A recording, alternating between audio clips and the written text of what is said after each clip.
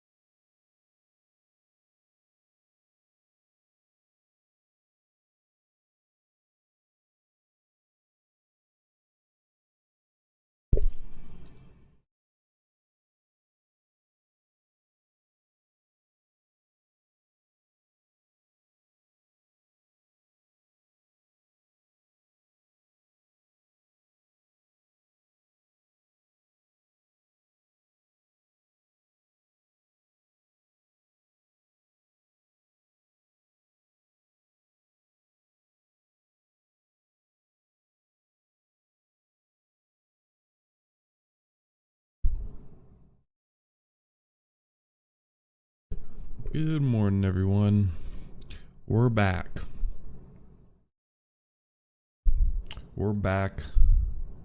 Gotta adjust the setup a bit. Some new lighting. Hope everyone had a good holiday. Yeah, we're just jumping back into the news here. Really just a few day break. But there's still lots to cover. Not that much happened over the Christmas break here, but still a lot to cover. All right, anyways.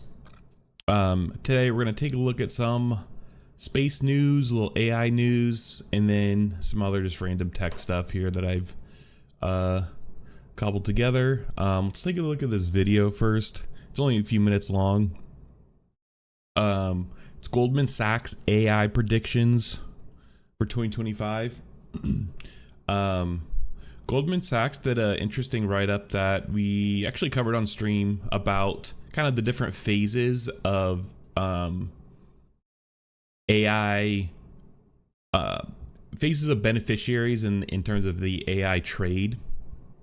And so I actually have right here, but it was a great read and great article into which kind of gives you an idea of like where it's progressing throughout the economy, like where it's actually benefiting companies and everything.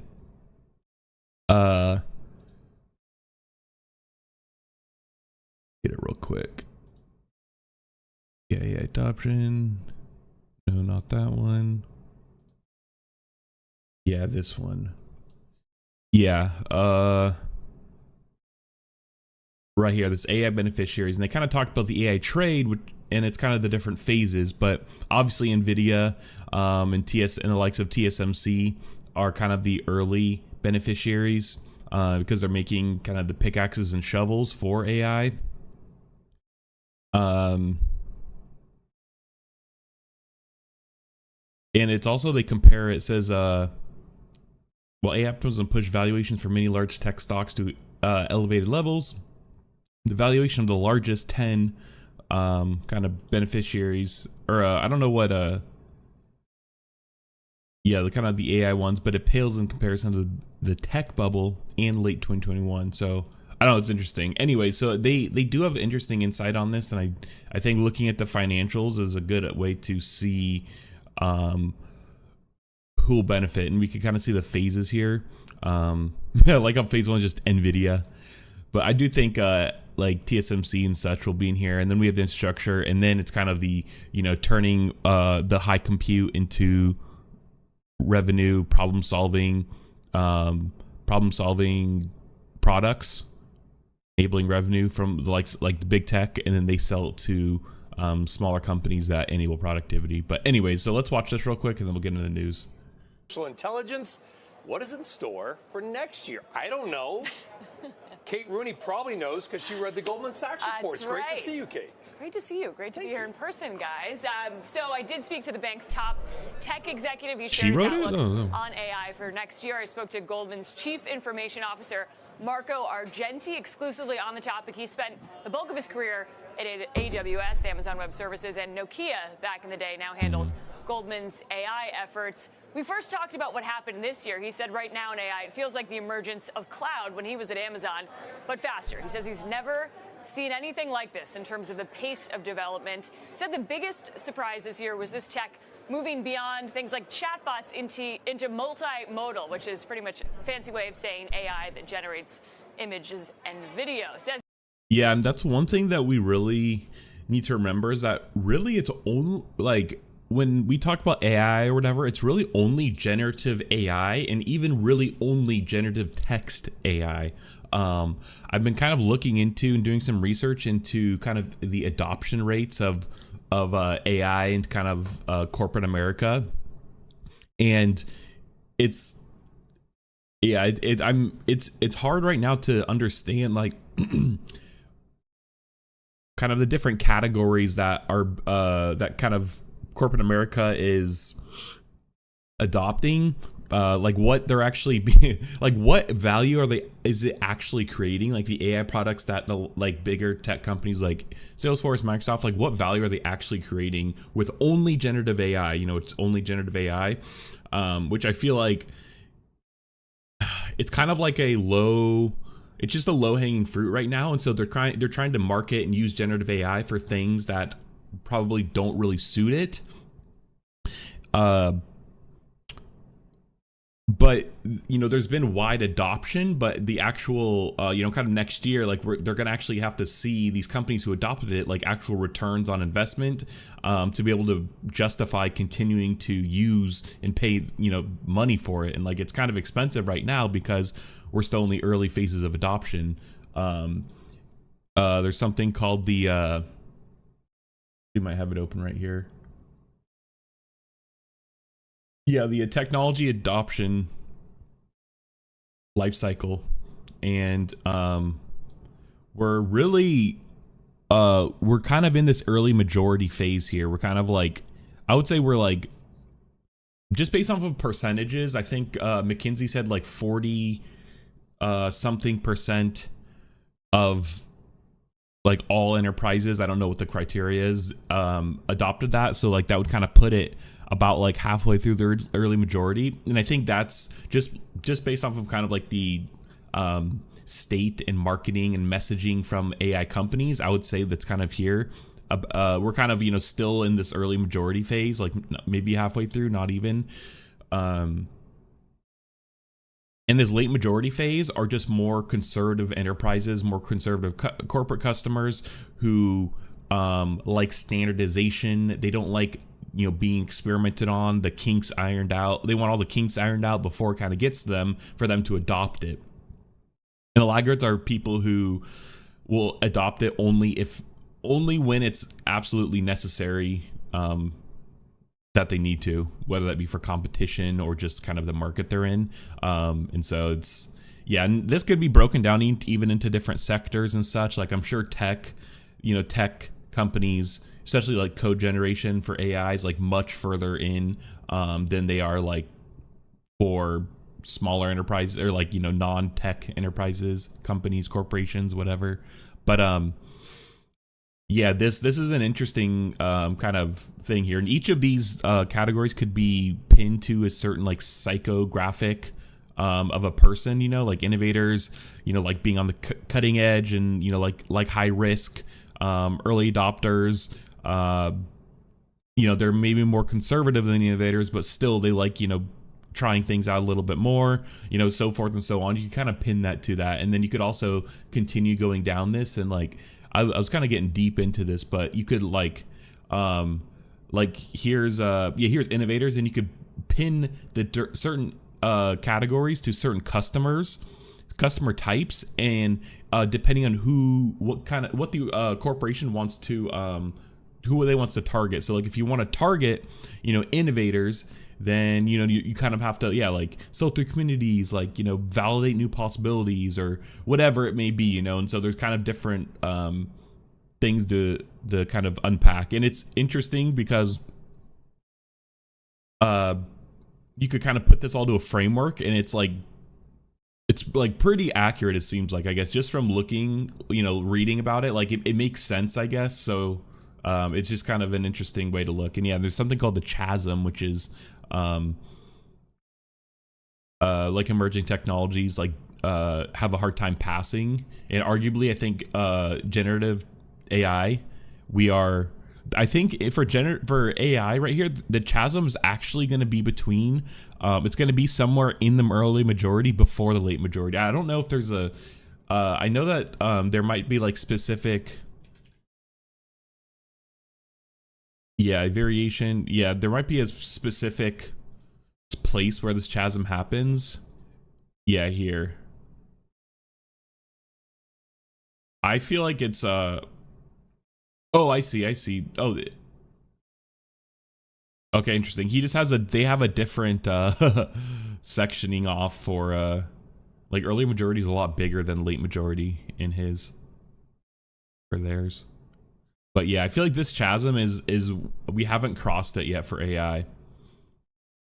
Because I think it needs to be, we need more validation and trust before we could cross it. And I think especially with AI, we need a lot more trust to be built, and we need to be able to understand how the AI comes to, you know, generate the things it does. We need less black box, and that's what it's going to take for these like late majority kind of companies to accept it, is like they need to be able to understand how it works. A lot of it when bridging each of these gaps here is about trust. And there's also some other interesting correlations that happen when you progress through the technology adoption lifecycle, where usually as you progress through here, as you progress to the right to this laggards, complexity generally goes up, because in order to get the late majority laggards or early majority to adopt it, you kind of need to abstract some of the complexity, and generally abstraction comes at the cost of complexity. And so like as you get over here, you know, you need to make it easier and easier for the technology to be used. These innovators don't care. They could use you know, a lot of times like technology that markets to innovators is like APIs or coding, kind of do-it-yourself style tech stuff, where the friction is high to get started, and they need people to do a lot for it to be able to work. And then early adopters, and as we kind of go up through here, it kind of becomes less abstract. So this early adopters here, this is you know, there's maybe less abstraction. Maybe there's still some roll your own. Like I think kind of with AI, I think like bring your own API key. That's kind of like more early adopter stuff. Like you got to know what API is and understand how to go get the key, and maybe how the authentication works with it. And then early majority, this is where it's like applications. So I think it's more like ChatGPT, Claude, the actual like platforms and applications themselves. You could just go in, you know, I don't even think you need an account now with ChatGPT, and just use it. You know, maybe like, you know, if you type something it'll come out, but like maybe there's like a little skill in understanding, you know, the prompting and such, and so you could kind of go through there. The late majority is going to be people who couldn't give a shit how it works or whatever. They just need to know that it solves a problem, and it'll make them more productive, make them more money, save them time, whatever. And then laggards are like, you know, bullheaded people, don't like change, only never like want to change, only really don't even care to change even if it is necessary. They essentially have to for one reason or another. A lot of times it's like just surviving as a business, but yeah, and so that's kind of this here. And it's interesting when looking at it at AI, and I've been comparing it to something like the personal computer, to kind of see the really it's more so about what consumers and corporations their feelings towards the technology. I think understanding the feelings towards the technology, looking at history and seeing what other technologies align closely with kind of similar growth rates and technological progress. So like maybe the internet, computers, like, you know, large jumps in technological progress that fundamentally changed kind of maybe like how business is done, how like the societal impact, large societal impact, you know, big changes of technology. Like computers are one, I think, maybe like the radio or telegraph or something like that, but more modern, like computers, the internet, and then maybe like cloud computing, but even then that's like not the same, but maybe cloud computing. But really like the internet and personal computers and like, you know, computers I think are two big ones. Maybe like the smartphone, cell phone, that might be a big job.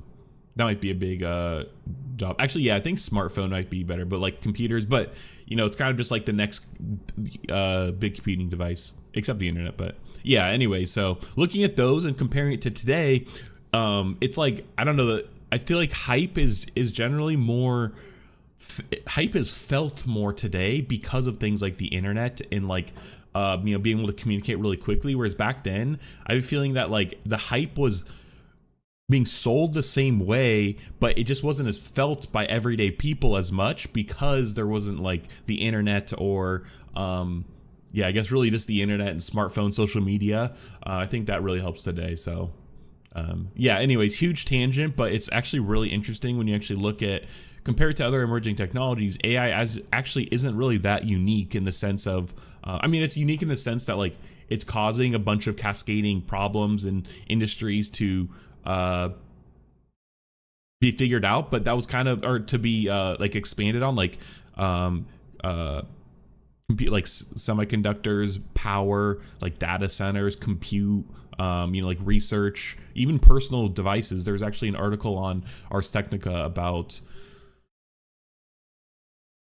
like kind of laptops now, like because of AI, because you actually need like a reasonable computing power to like run AI applications. The minimum amount of RAM in a lot of like lower end laptops are now 16 gigs instead of 8 gigs, which, I mean, hopefully the pricing isn't that much more, but I think overall it's a good, because like, you know, raising the standards for more compute for everyday people who may not know that's why their computer's slow. But anyways, but yeah, so I think that it's like has cascading effects like this, and looking at under industries that, and that makes what makes AI kind of unique right now. But I think under other industries way back then, not way back then, but it's back in history, like the computer, internet, did create similar effects. So yeah, anyways, this is such a side tangent, but let's continue down this here. As that next year, Fortune 500 companies are going to start to deploy this. Anyways, yeah, so I'm working on a video that's unpacking that a bit, and essentially we're going to look at the winners and losers, you know, who will benefit, who will lose, in each of these phases. In each of these phases, who will win, who will lose, where we kind of are right now and why we're there, and how I see us progressing into the future. So that's what I'm kind of working on now. I got a bunch of reports from like Morning Consult, McKinsey, Morgan Stanley, Goldman Sachs, like all the big investment firms, consulting firms. And I downloaded all of these reports and like websites and stuff, and then I actually fed it into an AI that could do like retrieval, like RAG, retrieval augmented generation, and have been kind of asking questions and testing like hypotheses and stuff on on it, and it's been kind of interesting and cool to try and do that. I'm not sure how like accurate it is though, and like it's kind of hard for it to actually sometimes like use the like RAG system. But yeah, but it's been cool. It's like, I mean, like it gives you an idea of like actually what corporate America is like trying to do and like sell, and if it's actually been successful. Like here's this is IBM and Morning Consult on return on investment on AI.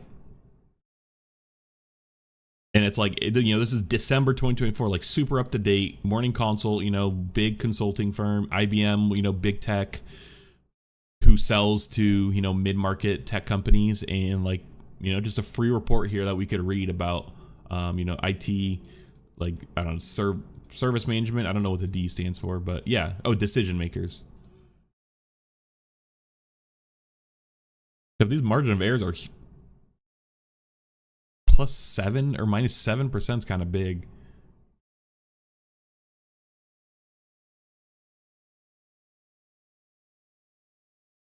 Yeah, so I mean, like 101 employees or more serving direct level.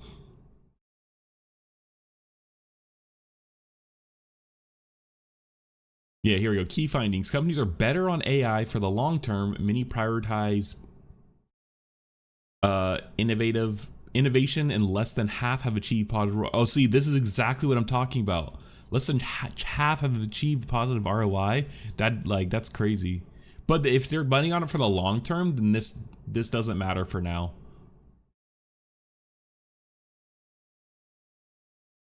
%, of decision makers indicate that the company's AI investment are equally driven by ROI and innovation. See, this is what I'm talking about. This innovation stuff and being driven by it. This, you may think it's innovators, but this is actually more so early adopters likely, but it's like kind of in this phase here. And these people care about innovation. That matters. Whereas early majority kind of cares a little more about value proposition, but the fact that it's equally weighted, they said that it's like equally driven by return on investment and innovation makes me think it's kind of like, you know, we're kind of sitting in here, which is interesting. Continually metrics like faster software development, more rapid innovation, and productivity time savings are more likely to be considered critical metrics for ROI from an AI investment than hard dollar savings. Despite progress, less than half of IT decision makers say their company has achieved positive ROI from investments. Less than half? I want to know how much, but I assume this is like 40s%. Data quality and integration are most common obstacles for companies like when implementing AI, but challenges in a relatively diverse scope. Interesting that data quality is, because from experience, you know, working in data as a data analyst, managing databases, or at least just working in large databases, if you like, we're pretty good about like cleaning data. Like we definitely didn't have a lot of like clean data, but it was enough for us to like make reports out of, and like, you know, at least generate like more like ad hoc reports and stuff. But the fact that data quality is a common obstacle is interesting. Data quality and available integration in existing systems are the most frequent difficulties companies encounter moving through AI project life cycles. IT decision makers report that their companies run into a diverse range of notable challenges when implementing AI technology integration, lack of AI expertise. Interesting. I've seen that this is one trend I have seen. Lack of AI expertise throughout a lot. Lack of AI governance, so that's interesting. But see, this is the price of being early in this adoption phase here. Like we're still early here, and so there's a lot of problems to figure out. This is what the late majority doesn't want to deal with. They would rather wait, do things the way they're doing it, get all the kinks ironed out, get, you know, maybe I've seen like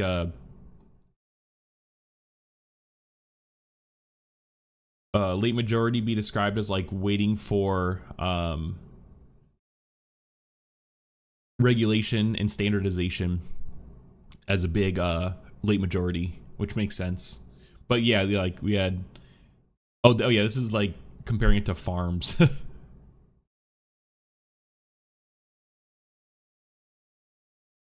But yeah, anyway. Move forward. plan to focus on solutions like cloud managed services and open source as they increase their investments. Interesting. The majority of companies are planning to increase investment in AI and are most likely to be kicking off a multitude of AI pilots in the new year. Businesses will largely be prioritizing cloud managed services, increase use of open source, and hiring specialized talent as they look for ways to optimize their AI project lifecycle new year. Interesting. So I mean, if you're an AI consultant, like that's, you know, it's the way to go right now.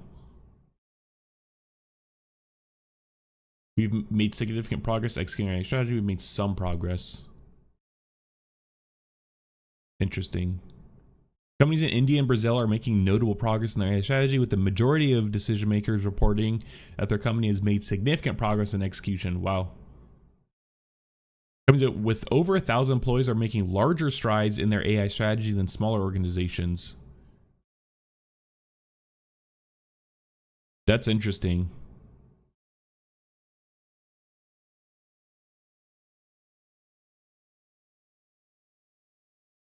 So 2,000 sample size. And this return on investment is interesting too. Because I would assume that like next year would be like kind of like, okay, we invested a bunch of money, so like where's our benefits coming from? Where's the benefit coming from? But this is interesting. So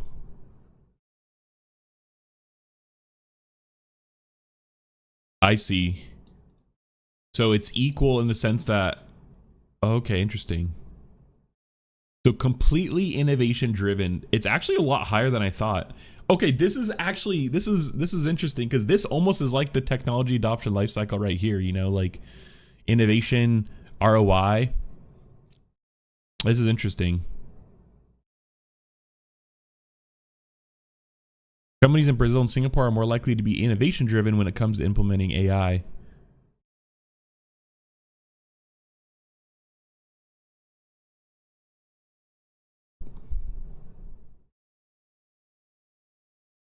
Yeah, mostly innovation driven, mostly ROI driven.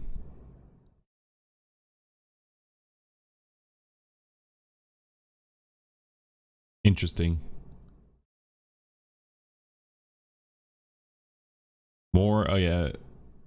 So, which of these metrics is most important to your company when measuring ROI from AI investments?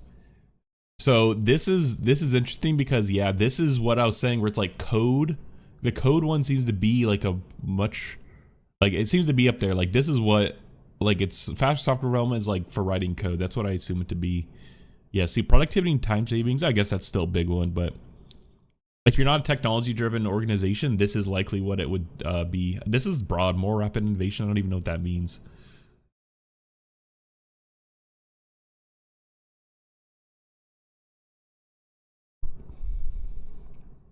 IT operation efficiency, greater. Yeah, because also right now you have to think. I wonder if I have that handy.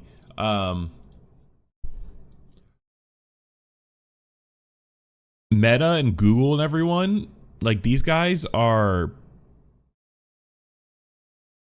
How do we get the laser pointer?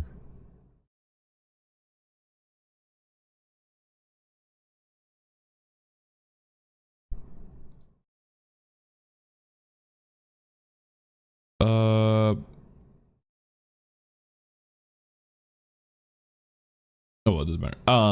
Yeah, so I mean, like, Meta, Google, these guys are selling to the IT departments right now, or mainly like Google, Salesforce, Microsoft. They're selling to IT departments because that's where the like benefit is right now. That's where kind of the value is created. So,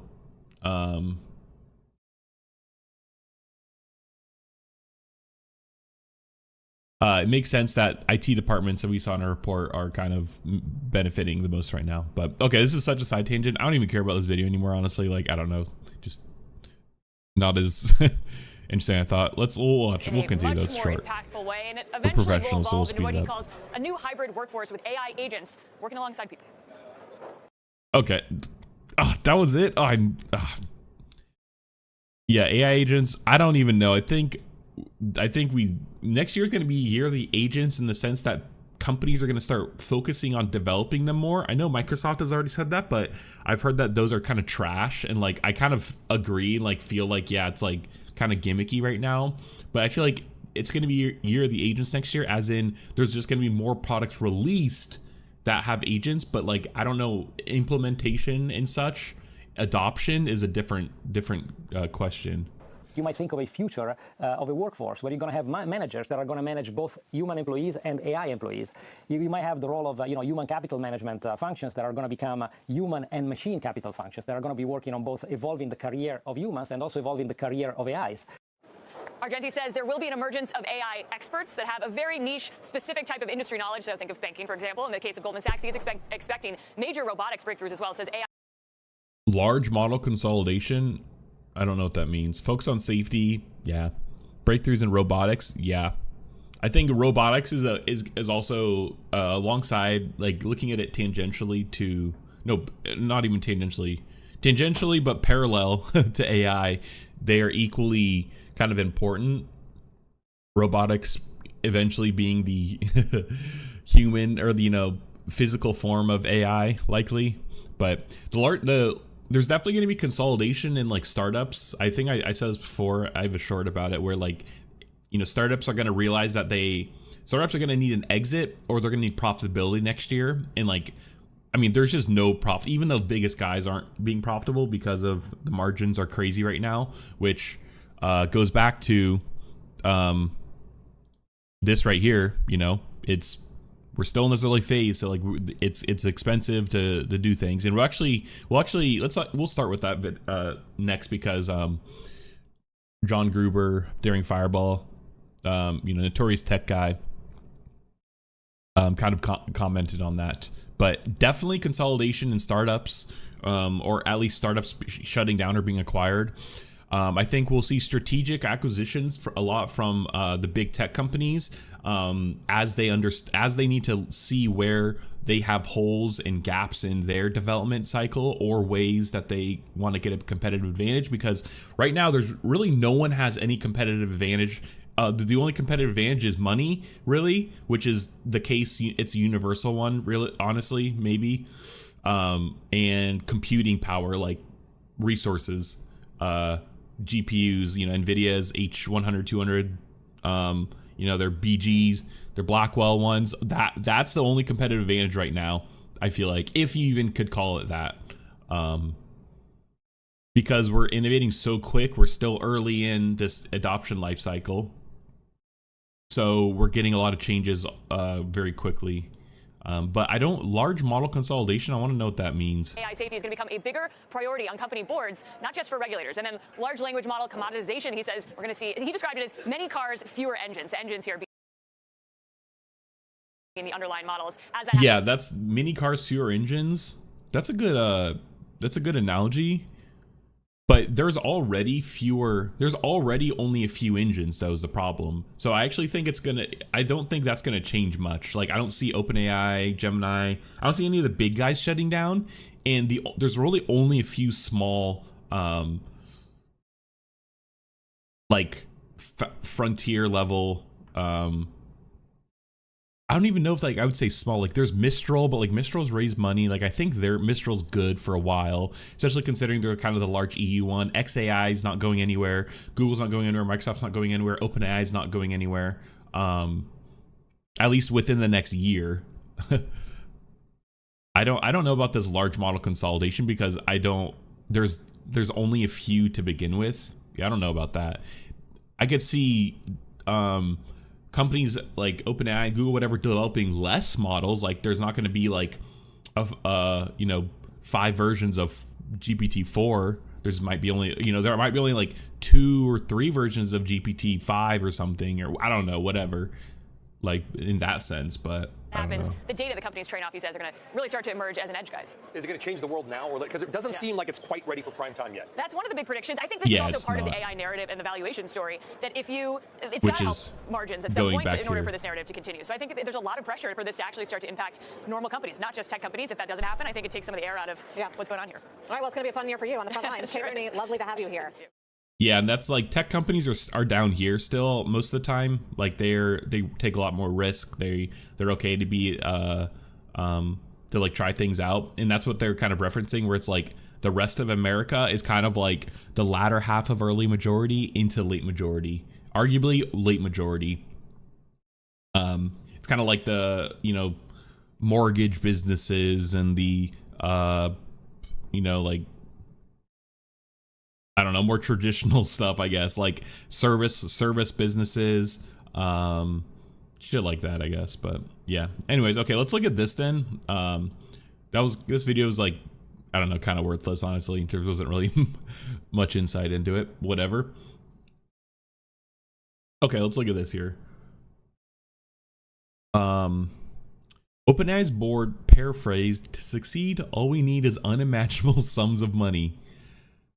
Yeah. So let me actually find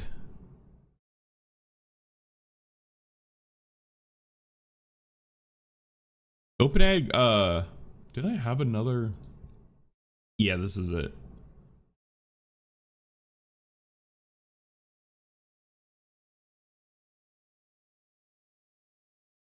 Posted Friday, 3 days ago. And, you know, there's been all this drama about them swapping between nonprofit, for-profit. Not swapping. I just keep thinking of like Michael Scott, like OpenAI. OpenAI, like kind of OpenAI explaining their nonprofit versus for-profit structures, like OpenAI or Michael Scott getting a vasectomy, or like Jan wanting them to. He's like, "You want kids, then you don't." You know, it's like, what, you know what this does to a man? Snip, snap, snip, snap. It's like OpenAI with their nonprofit for profit. It's like, make up your mind. This is like the AIs having that feeling, you know, GPT, self-sentient. It's like, bro, make up your mind, guys. Anyways, yeah, let's read this real quick, and then we'll read the article, and we might look into this one too here.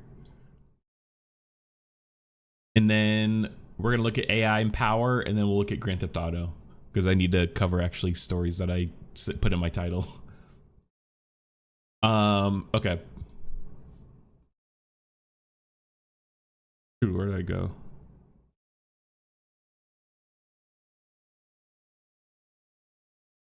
Oh, here it is. Okay.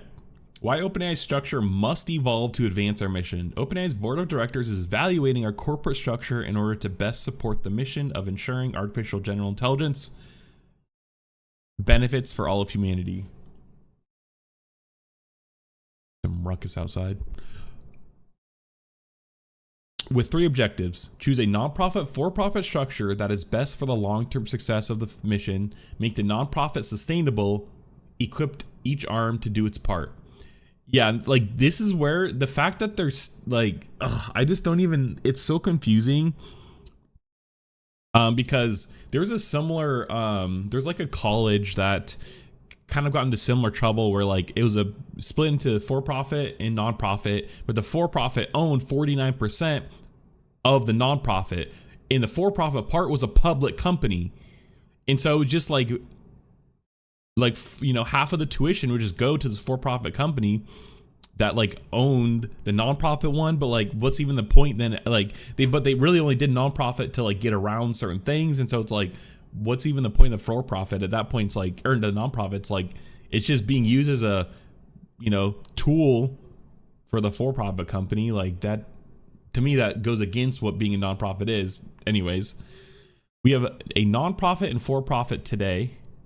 We will continue to have both for the for-profit success, enabling the nonprofit to be well-funded, better sustained, and in a stronger position for the mission.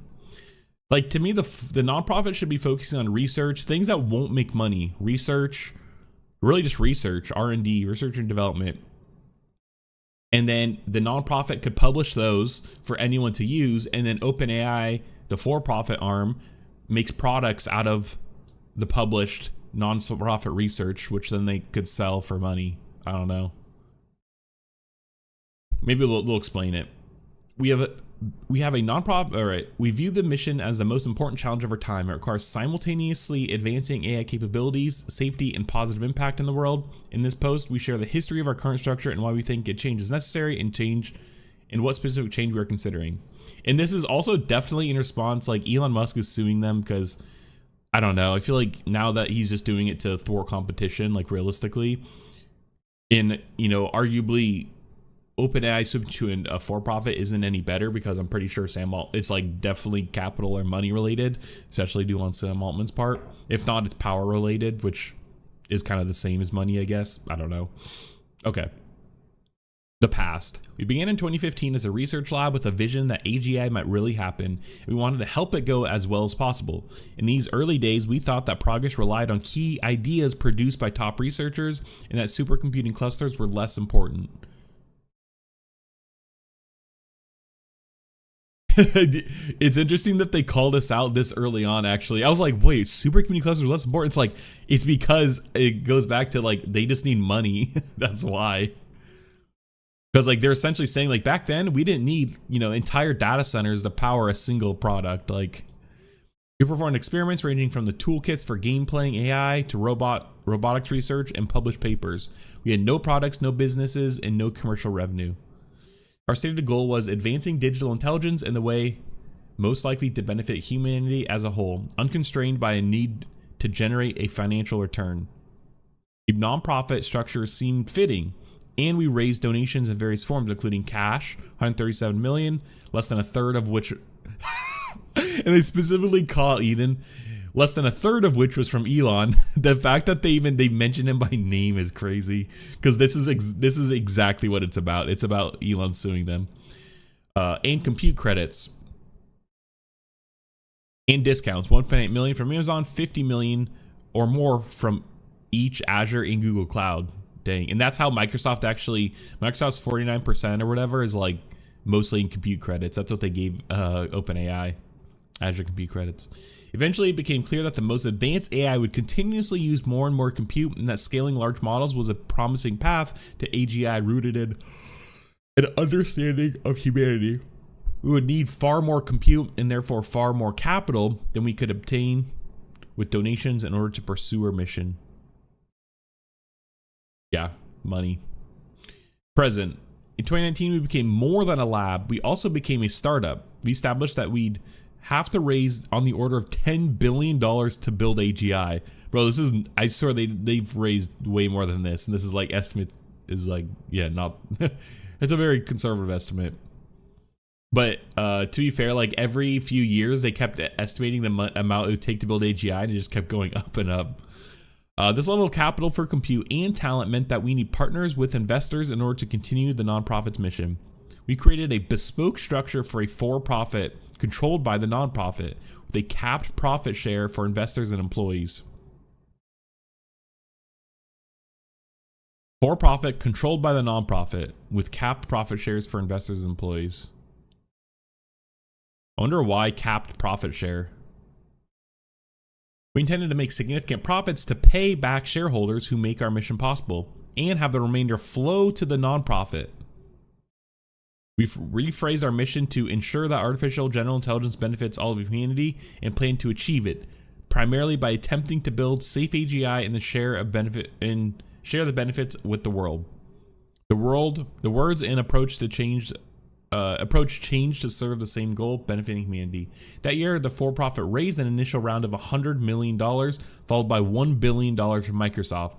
Yeah, which I think was mostly in Azure compute credits.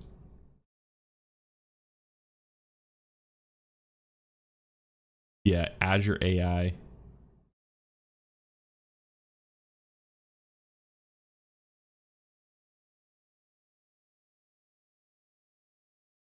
By 2020, to raise additional capital, we need to demonstrate that our technology could generate revenue before reaching AGI. So we built our first product. In the process, I wonder what that was. API, okay. In the process, we learned how different real-world safety is from what we expect in the lab.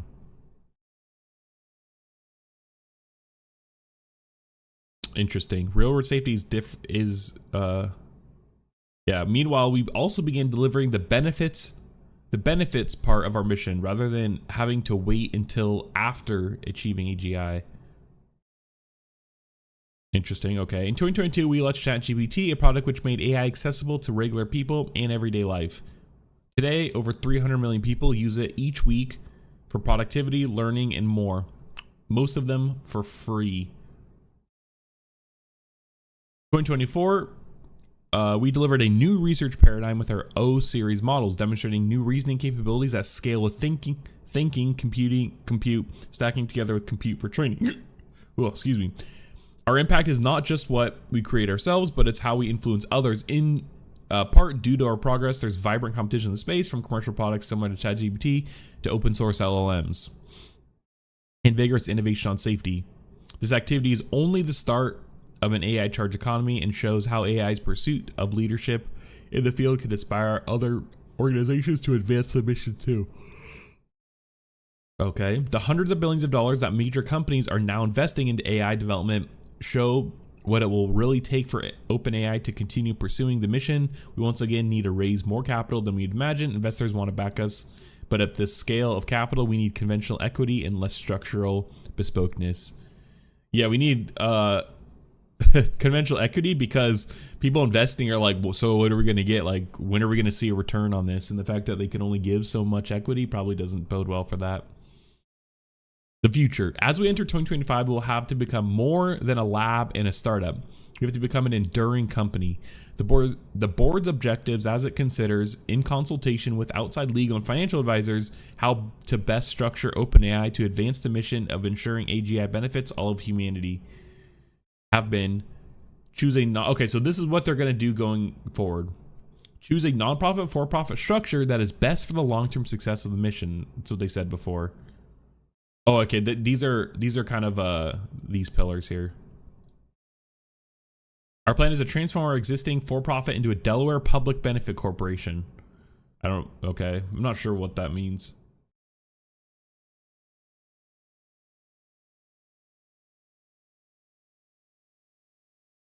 Type of for-profit corporate entity whose goals include making a positive impact on society. Okay, interesting. That's interesting. Actually, I don't know about that. With the ordinary shares of stock and the OpenAI mission at its public benefit interest. The PBC is a structure used by many others that require the company to balance shareholder interest and stakeholder interest and a public benefit interest in the decision making. Whereas I think before, maybe like a C Corp or S Corp, whatever, it's like shareholders and like that's it. That's all that matters. It will enable us to raise the necessary capital with conventional terms like others of the space. Make the nonprofit sustainable. Our plan would result in one of the best resourced nonprofits in history. Nonprofit significant interest in the existing for-profit would take the form of shares in the PBC at a fair valuation determined by independent financial advisors. This will multiply the resources that our donors gave manyfold. Equipped each arm to do its part. Our current structure does not allow the board to directly consider the interests of those who would finance the mission and does not enable the nonprofit to easily do more than control the for-profit. I see. So the nonprofit's not doing anything. The PBC will run and control OpenAI's operations and businesses, while the nonprofit will hire a leadership team and staff to pursue charitable initiatives in sectors such as healthcare, education, and science. Okay, so yeah, this is what they're essentially doing is now shifting. It seems like they're shifting shifting everything to the for-profit, and the nonprofit just going to be a straight up completely separate thing doing charitable initiatives. Not even where I was like, oh, the nonprofit could do like more R&D research and then publish those to like the public, and then OpenAI can make products based off the research. It's like, nah, like the PBC will control all of OpenAI's operations and business, and the nonprofit hire leadership team and staff. It's literally its own company doing charitable things. Like, that's crazy. Okay, interesting. Not what I was thinking. We've learned to think of the mission as a continuous objective rather than just building any single system. The world is moving to build out new infrastructure of energy, land use, chips, data centers, data, AI models, AI system for the 21st century. We seek to evolve in order to take the next step in our mission, helping to build AGI economy and then ensuring its benefits to humanity. Okay. All right, we got the context. Now let's read this here. OpenAI's board, paraphrased, to succeed, all we need is unimaginable sums of money. From an unbylined post from the OpenAI's board of directors on Friday. The hundreds of billions of dollars that major companies, and this is from what we just read, I'm pretty sure, are now investing into AI development show that it will take what it will really take for OpenAI to continue pursuing the mission. Once again, we need to raise more capital than we imagine. Investors want to back us, but at this scale of capital, we need conventional equity and less structural bespokeness. Yeah. And that's what, like, in other words, like, they need to be able to give shares out or something, it seems like. So, okay, this is John Gruber here. My take on OpenAI is that both of the following are true. OpenAI currently offers by far the best product experience of any AI chatbot assistant. Maybe. I don't know. That's a bold statement. I don't know. They have the best product experience because they just have the most bells and whistles. They have the most features, really. I don't know. I think Claude has much better experience. I think their UI is better. I think Claude, like Sonnet 3.5, is just like a better model at like talking and stuff. Also, it actually, like, I don't know if this is because I have a custom prompt, but like it was actually like it questioned my ideas, which I actually liked. I hate sometimes how AI is just like so like yes and like I don't know, call me out every once in a while, be like that's dumb. You know, it's like they're too nice, and I feel like Claude is like in a way like sometimes like isn't that nice. Anyways, yeah, this is like a maybe. I don't know about this. There's no technical moat in this field, and so OpenAI is the epicenter of an investment bubble. Yeah, and I think I kind of talked about this earlier. This was July. Yeah, because realistically, the only moat right now is like money. Is money and maybe compute. But like money could arguably buy compute, so yeah. Anyways. Thus, effectively, OpenAI is to this decade's generative AI revolution what Netscape was to the 90s internet revolution. The revolution is real, but it's ultimately going to be a commodity technology layer. And they actually kind of said that in a bit in that Goldman Sachs talk. Not the foundation of a defensible proprietary moat. In 1995, investors mistakenly thought investing in Netscape was a good way to bet on the future of the internet, open internet, and the World Wide Web in particular. Okay, here we go. It's a little easier to read on stream.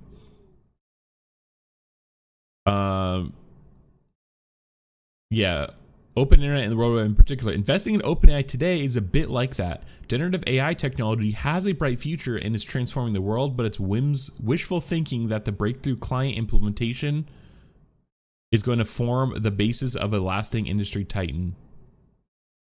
It's wishful thinking that the breakthrough client implementation. Interesting. Client implementation, is that like companies actually using the product, implementing it? There's even a loosely similar origin story. Netscape started life as Mosaic, a free of charge browser that debuted in January 1993. It instantly revolutionized the nascent but still obscure World Wide Web by adding support for images. Mosaic was developed and released by a team led by Mark Andreessen. I never knew that. That's so interesting, actually. That's crazy.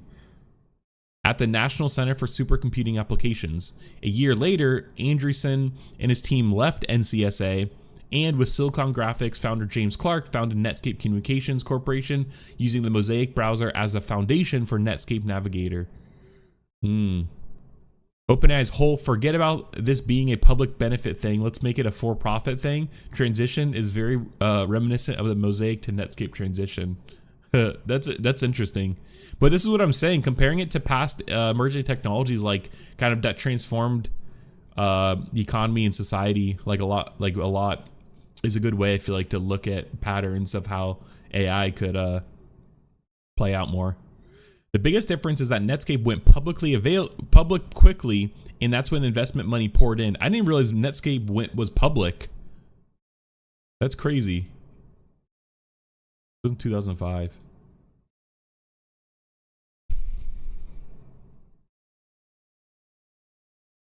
Interesting. NCSA Mosaic debuted in January 1993. Netscape IPO just 2.5 years later in August of 1995. OpenAI has raised tens of billions of dollars already, $13 billion from Microsoft alone, while still in this uncertain transition from an ostensibly not-for-profit foundation to a totally for-profit company. OpenAI's board now stating we once again need to raise more capital than we'd imagined. Yeah, less than 3 months after raising another $6.6 billion at a valuation of $157 billion.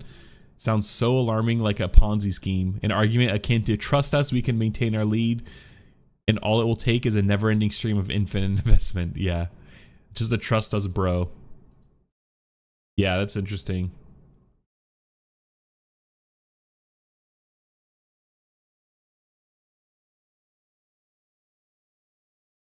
This is Zuck.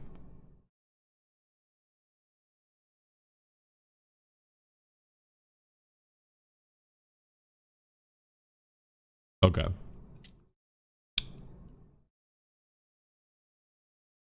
Yeah, I mean, this is kind of the same with like Musk here, but we won't read this. But yeah, this is the same thing. I just think it's kind of weird and like, yeah, I don't know. They just need to figure their shit out. It makes for good like news and drama, but like that's about it.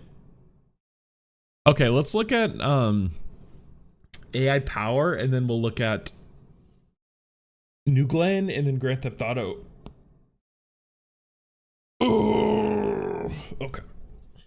So Bloomberg did this cool thing right up here.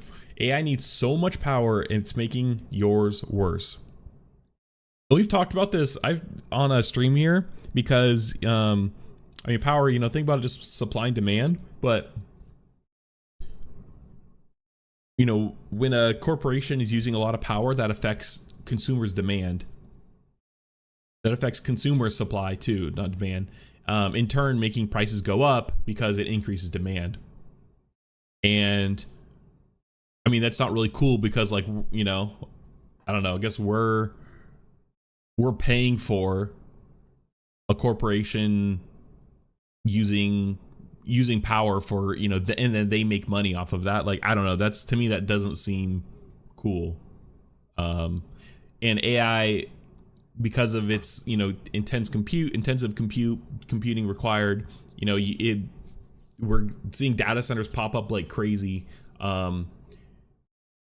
This Wall Street Journal did a write-up about the other day about Georgia, how like Georgia's seeing an insane spike in data centers, but just in general, the AI craze is also, you know, making the data center craze go up high because of the high compute, and because of that, power is just, it requires a lot of power. And also we're seeing a lot of you know, expanding into like nuclear and stuff, which has definitely been a trend. Anyway, so this is cool. I haven't actually looked at this yet. So AI data centers are multiplying across the US and sucking up huge amounts of power. New evidence shows that they may also be distorting the normal flow of electricity for millions of Americans. This map shows readings from about 770,000 home sensors, with red zones indicating areas with the most distorted power. I mean, yeah, I mean, if we kind of just look, it's really just like big cities. You know, it's like Bay Area, Southern California, Seattle, Portland, you know, Reno, Chicago, Minneapolis. Let's see, we got like, you know, Dallas and Houston, Florida, and then, yeah. Okay. Yeah, Virginia's data center alley here. Nearly half of homes with sensors around Chicago have distorted electricity as well as other power quality issues. Oh, I see. Here we go. Max power distortion. Above acceptable limit. Okay. The problem is threatening billions in damages to home appliances and aging power equipment, especially in areas like Chicago and Data Center Alley in Northern Virginia, where distorted power readings are above the recommended levels. So I wonder, like, distorted power readings probably just means it's not getting clear, like, clean power. Like, I don't know how, like, filters and stuff works, but I think, you know, like DCAC, it's kind of just like, think about it like a curve or you know, like a line.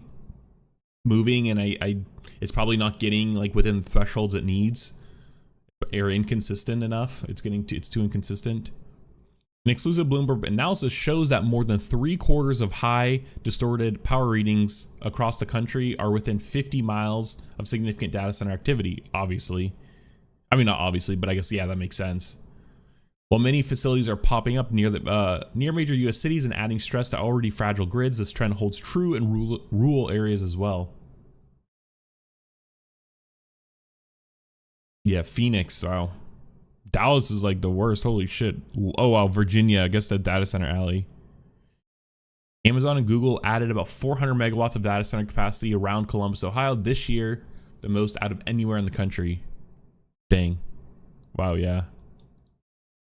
Florida is an outlier with most distorted power readings relative far from major data centers. Denver has nothing.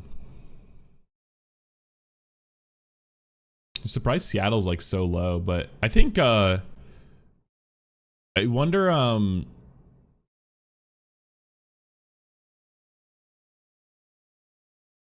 if it has to do with like, I mean, I imagine Seattle has pretty good power, like wind power and stuff, or I don't know. Okay, this is a long read, so let's jump into it. Every day, Americans reach into their refrigerators or turn on their dishwashers without much thought given to electricity flow through their homes. But a hidden problem now threatens these seemingly mundane tasks: distorted power supplies. The term for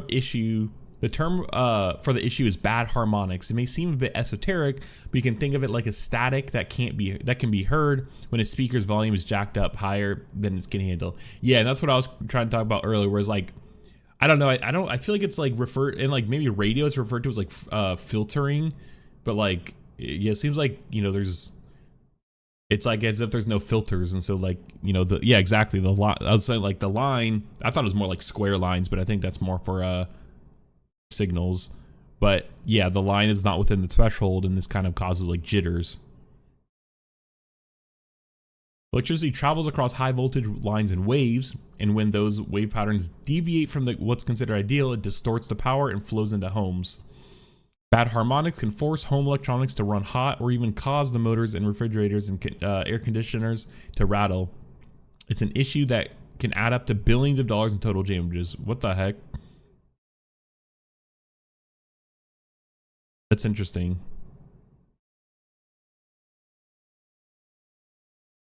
More importantly, bad harmonics are symptomatic of much deeper problems that are engulfing the U.S. grid. We've had grid problems for a while. I mean, like, I think I said it, or like we talked about it earlier too, where it's like nothing like corporate America. Oh, my camera froze.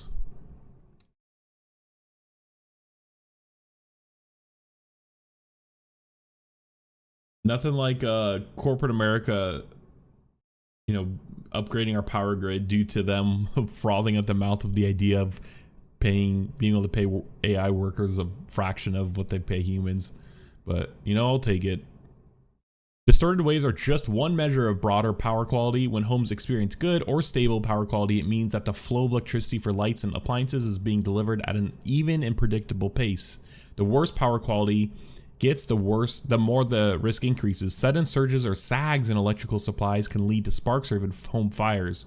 Left unaddressed, one problem can morph into another. That means bad harmonics of today can be a sign of potential disaster down the road. Harmonics are a pretty good canary in the coal mine for early signs of stress and problems, said Bob Marshall, Chief Executive Officer of Whisker Labs. It's actually where they got this from, so I wonder what this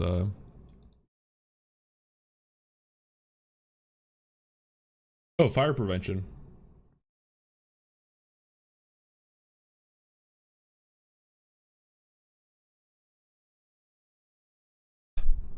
Ugh.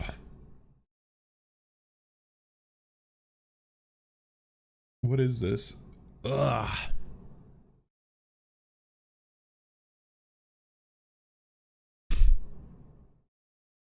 Ting.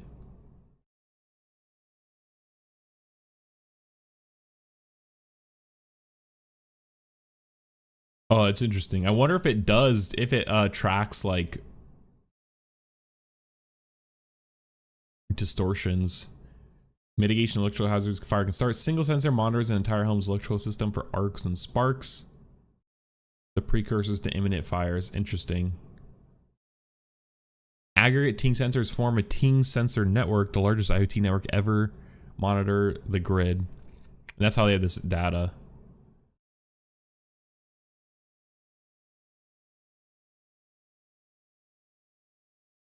Oh, this is cool.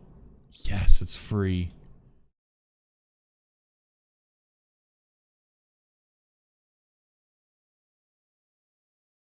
So like PG&E, baby. So here, let's look at, this is a SAC Municipal. What's PQ index? CPQ a month? Like, what's the average though?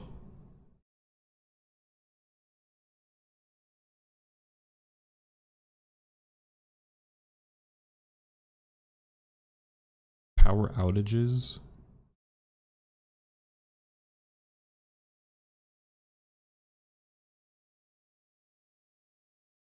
Okay. Well, I guess green. So it's interesting. I mean, PG&E just sucks in general, but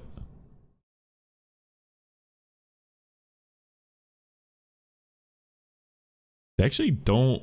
It's not as like comprehensive as I thought. They kind of sold it a bit more. Arizona's doing really well. Holy shit, bro! Look at Seattle. Who runs this? Puget Sound Energy. Those are the for-profit ones, honestly.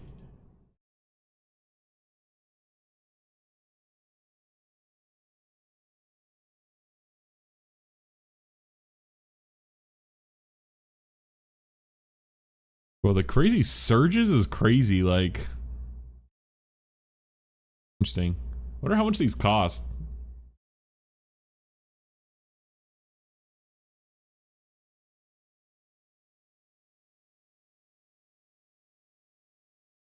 King Fire.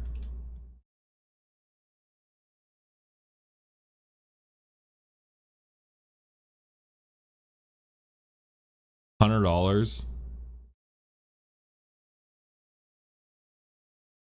That's fair. Okay, anyways, let's get back to it. Whisker Labs tracks power quality in real time, roughly 1 million residential sensors, with their spread so widely across the country that nearly 90% of US homes are within half a mile of one. Bloomberg analysis of exclusive sensor data, coupled with data from DC Byte, a market intelligence firm, showed a strong link between proximity to data centers and worsening harmonics. Yeah. More than half of the tracked households showing the worst distortions of power quality are located within 20 miles of significant data center activity, according to the analysis, which covered readings from February through October. U.S. Census figures show that about 3.7 million Americans live in the most impacted areas. Power distortions are more common near data centers, distance from data centers for sensors with the best and worst readings.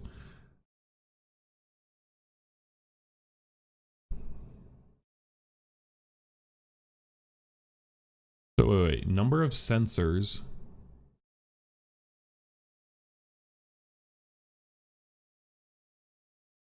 Huh.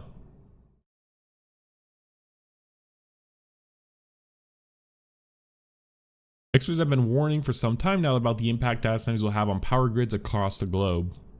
The AI boom has only underscored the issue. The digital economy has sucked up so much power that demand is now straining available supplies of electricity in many parts of the world, leading to concerns over price increases and even widespread outages. Hey, how's it going? Welcome to stream. Appreciate it. Talking about power usage, data center power usage, and how it's affecting homes. The AI boom has only underscored the issue. The digital economy is sucking up so much power that demand is now straining available supplies of electricity in parts of the world, leading to concerns over price increases, even widespread outages, and that's only projected to worsen as the data centers are built. Yeah, and I mean, like, there's been several reports recently about increase in power usage. The projections keep going up because of the data centers and the strain they put on the grid. The new harmonic data shows that how these problems are already starting to play out in real time across the US. Yeah, okay.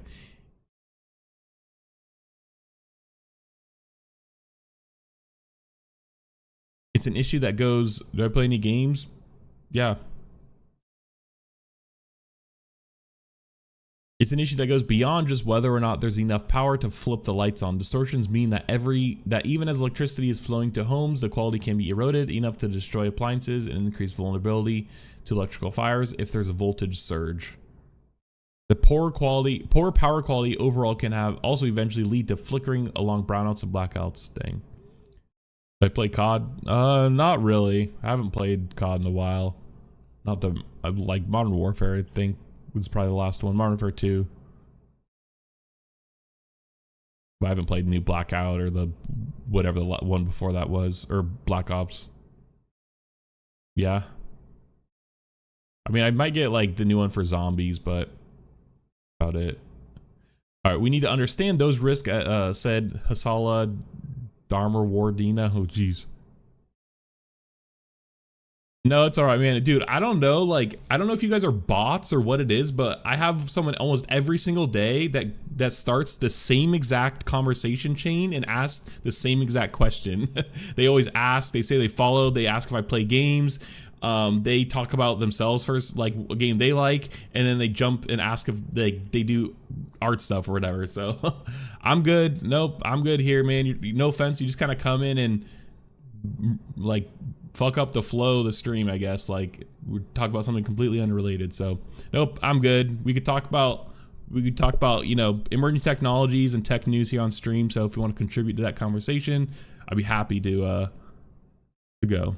All right, well, I mean, you guys act like bots, so just saying, maybe do something to differentiate yourself from the 10 other people that have asked the same thing in this chat. So anyways, okay, the grid has never faced the kind of strains that comes with data centers. These city-sized users can pop up very quickly within a year or two, which is much faster than grid planning usually happens, even during population booms. The rise in power demand paled in comparison to the expected installation of the coming years of hundreds of perhaps thousands of these facilities to power AI. Yeah, and I mean, I think like we're gonna have serious we need to seriously think about the existing infrastructure and how we could actually upgrade it to like withstand the increase in power. But I think it's going to be kind of interesting because we're going to get kind of fractures where, you know, like Texas, for example, is not in the same grid system as the rest of the United States. You know, I imagine states like California or Northern Virginia or whatever, who have much more power, who have, you know, a lot more power centers, are going to have to upgrade faster, quicker. Like they're going to be, you know, upgrading at different speeds than some of the other, like maybe less fortunate states or just states that don't have as much budget or money to put towards that. And that's going to kind of cause a bit of a fracture. I don't know if that's good or bad though, but I feel like it's bad. We kind of want everyone to benefit from the upgrades, but yeah, it says that stress is adding to problems of aging infrastructure, extreme weather, and the electrification of more parts of everyday life, such as the rise of electric vehicles. Yeah, I mean, this is like small, but a little piece of it.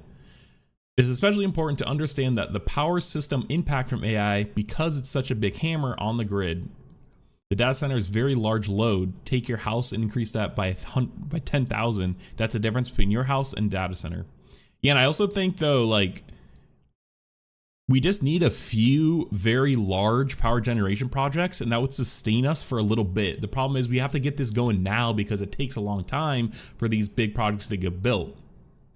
And realistically, in places that are high, like densely, like the amount of data centers that are like much denser,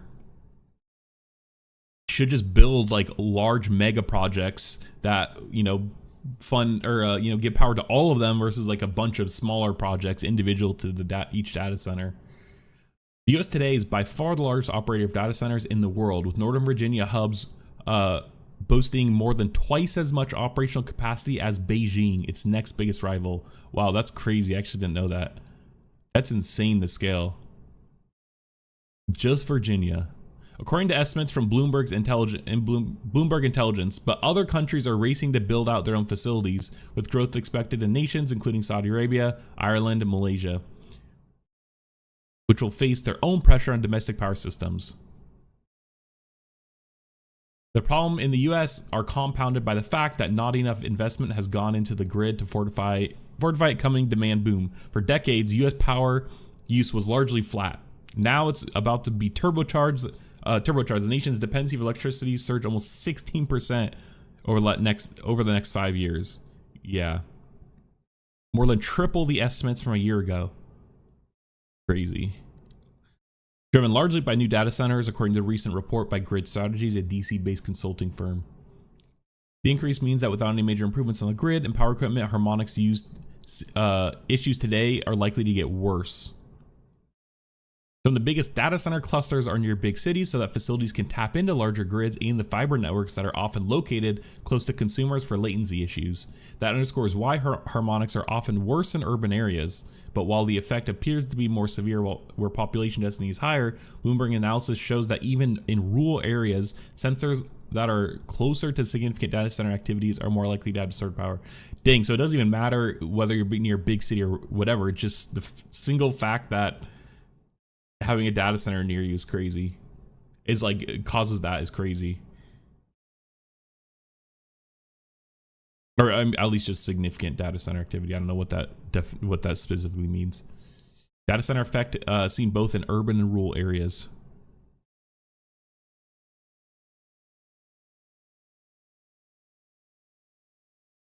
Interesting.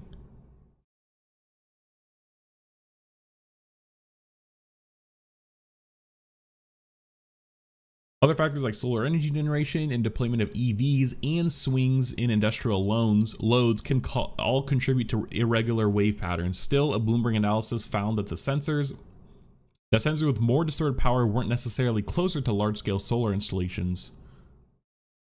While the Whisker Labs data itself doesn't point to a single cause for power distortions, the correlation between bad harmonics and data center proximity is too strong to be coincidental. Yeah, that's interesting. That is it's a good call out though that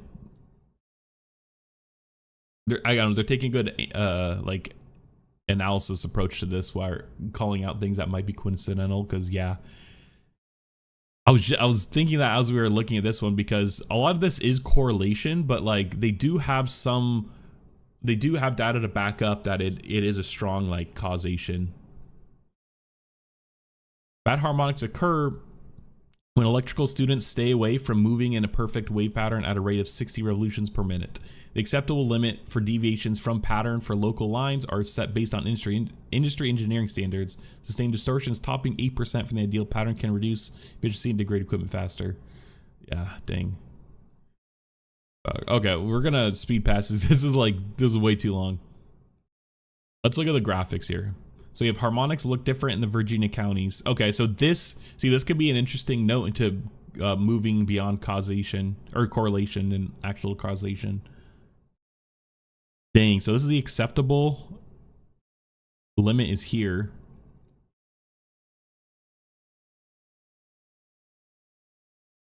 So this is like a non-data center county, and then this is the data center county. Worst power distortions frequently happen at night when data centers account for a large share of energy use. Interesting. So yeah, because at night houses are using much less energy, and so in terms of like proportional, yeah, to that, the data centers are having using a lot more power. So data centers under construction. Planned capacity for this new data center, 84 megawatts, will be live by the end of next year. Dang, but they need 336. 70% of sensors in the neighboring areas recorded harmonic distortions above the acceptable limit in October.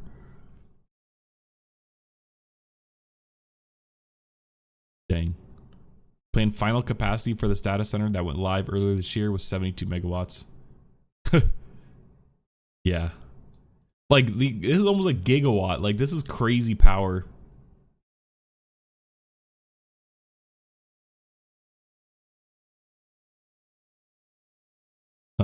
Yeah, so let's there's still a big hurdle when it comes to measuring the problem, which thus makes it challenging to address, according to more than half dozen experts named by Bloomberg News. Most utilities don't have the capacity to track on the residential level because it would be too costly.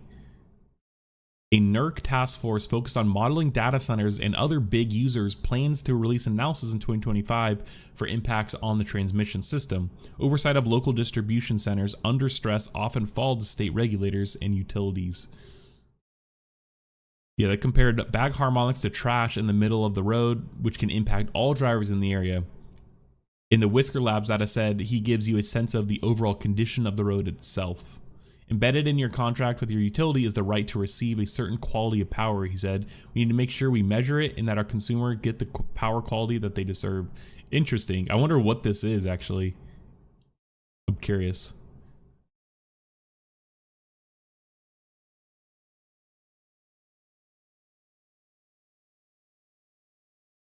Yeah, so anyways, a lot of power usage coming from AI.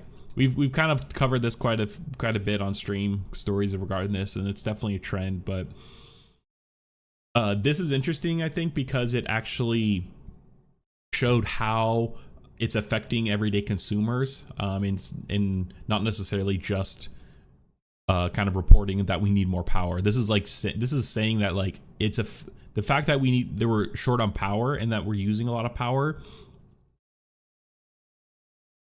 is causing like consumers real problems and real like they're not benefiting at all.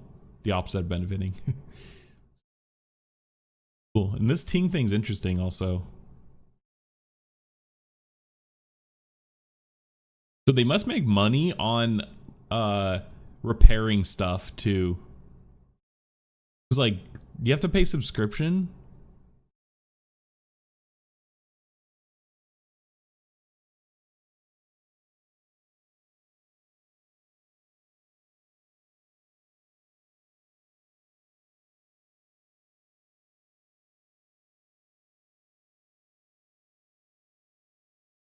I would assume that because you're giving up they're collecting the data on it, that's payment for instead of a subscription. I would hope, but yeah, interesting. This was interesting. Okay, let's look at New Glenn rocket launch, and then we'll look at Grand Theft Auto. It's Grand Theft Auto article, and they'll probably call it. We might look at this Reddit one because it's pretty short, but it's more of an opinion piece. No ghostwriters involved. That's funny that they actually state that. Okay, after a 24-second test of its engines, the New Glenn rocket is ready to fly. And New Glenn is Jeff Bezos's Blue Origin's Space's rocket. And it's supposed to be competing with the Falcon 9 and the Falcon Heavy.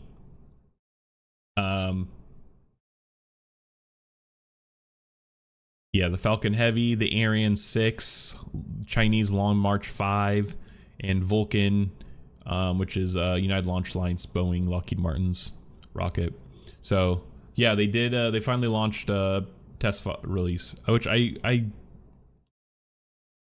hope they have a video. I was hoping there'd be a video.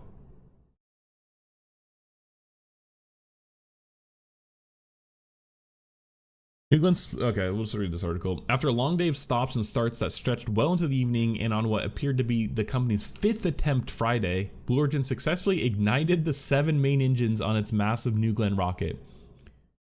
That's crazy. It took that much just to like the engines, but hey, they're figuring it out.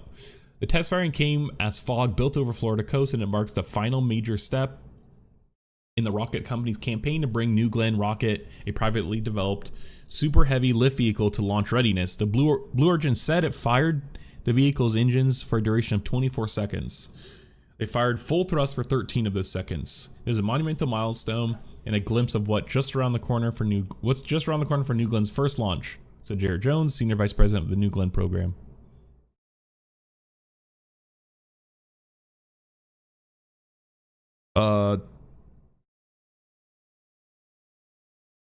Today's success proves that our rigorous approach to testing, combined with our incredible tooling and design engineering, is working as intended.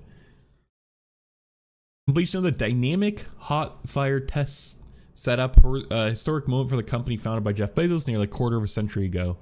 The firm's first ever orbital launch attempt. It will occur from Launch Complex 36 at Cape Canaveral Space Force Station.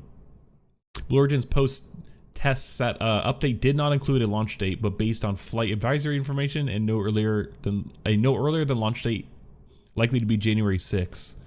Holy shit! No way they beat this, bro. It took them 5 attempts to launch the engines. Like, that just doesn't bode. This doesn't seem good.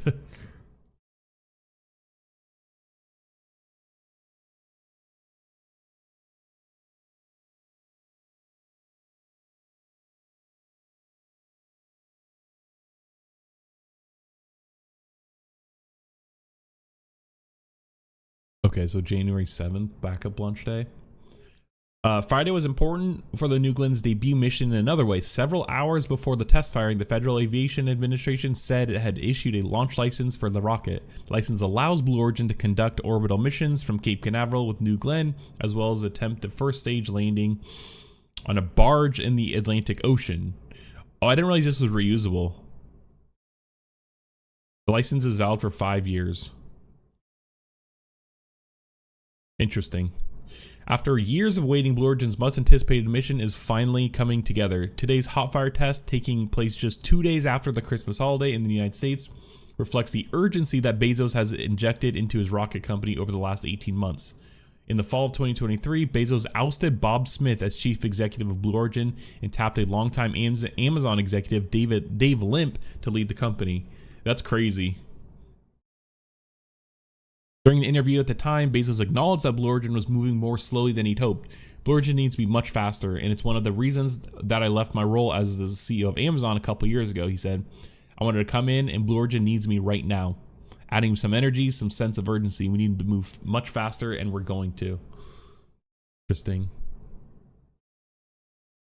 Over the last year, the company has appeared more nimble as it raced towards the launch pad, completing work on its ground-based infrastructure, assembling the rocket, and preparing the fleet of ships upon which Blue Origin intends to land New Glenn's first stage for potential reuse. Yeah, this is interesting because there's much more than just building the rocket. You know, like they have like literally a fleet of ships around the world that could go and, like, you know, barges that it could land on, recovery ships, you know, all kinds of stuff like that. And, you know, and then, like, actually building out the infrastructure they need to even build the rockets, or, you know, recycle the rockets, etc. And that all takes time, and you kind of need to do that before you launch a rocket, obviously. So yeah, I mean, to me it seems like they're moving pretty quick. So I mean, like, they're doing pretty good, but I don't know, I guess when you're spending billions of dollars, you expect to move a little faster. At the end of October, the company rolled the rocket's first stage from a production facility in Florida to the launch pad, and about 3 weeks later, just before the Thanksgiving holiday, the company moved the integrated first and second stage, out to the launch pad for testing. Now that the hot fire test is completed, the company will roll the rocket back into a large integration hangar to install the small Blue Ring spacecraft, a test version of an in-space transportation vehicle the company is developing for last mile and other services for payload in space. Then the completed rocket will be rolled back out to the launch site in Florida for an attempt possibly as soon as the first week of the new year.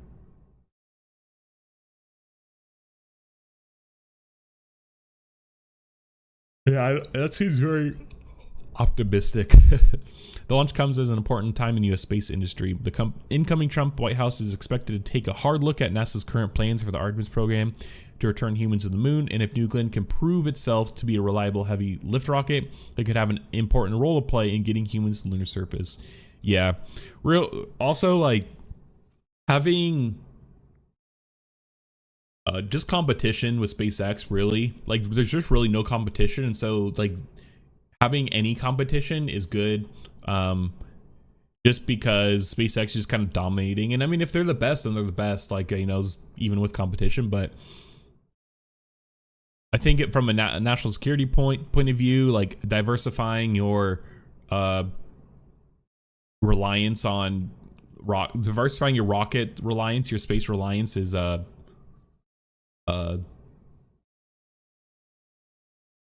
probably good. Yeah, it's probably good, I guess. Yeah, let's look though.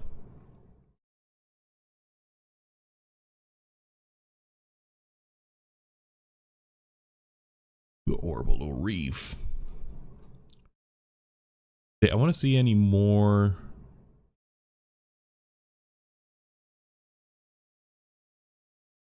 Seeing if they had any more like news.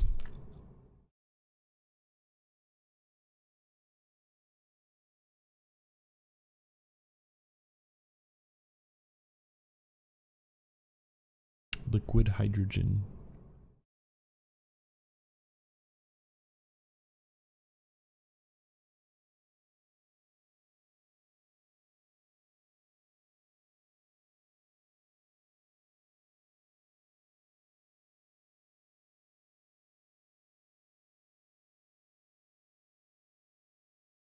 I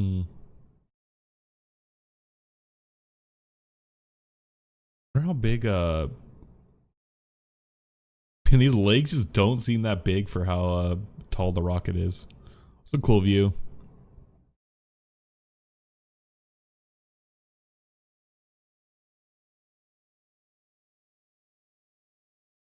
Yeah, this is neat. I wonder if they what they actually manufacture here.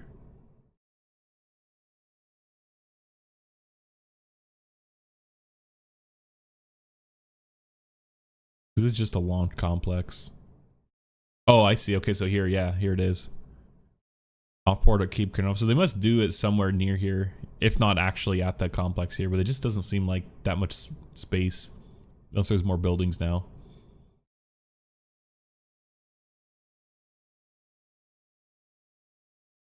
Oh, they just have a second series re-entry. Not. I'll cover that.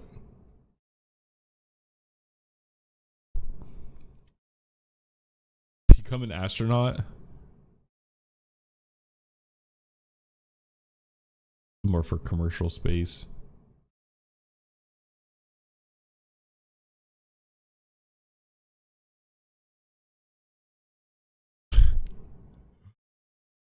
That's funny.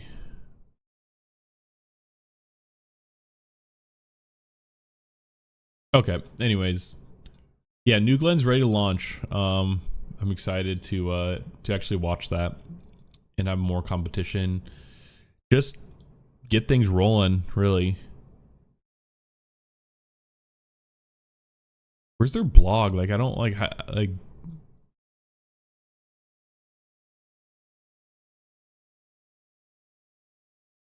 anyways. All right, yeah, New Glenn's ready to launch. Let's take a look at this. This is insane.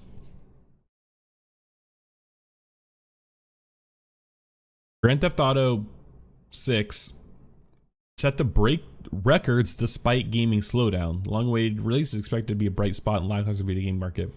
Yeah, I mean, we've seen I think specifically it's like kind of AAA games, pretty hit or miss, a lot of layoffs. The market's kind of going through a hard time right now. But you know, Grand Theft Auto, I think Grand Theft Auto 5 was it's like a piece of IP that's generated like, or like a single IP generated like the most amount of money or something, or like, you know, it just generated like billions of dollars. Like a single game generated billions of dollars. Hey, Chris Croft, it's going. Welcome.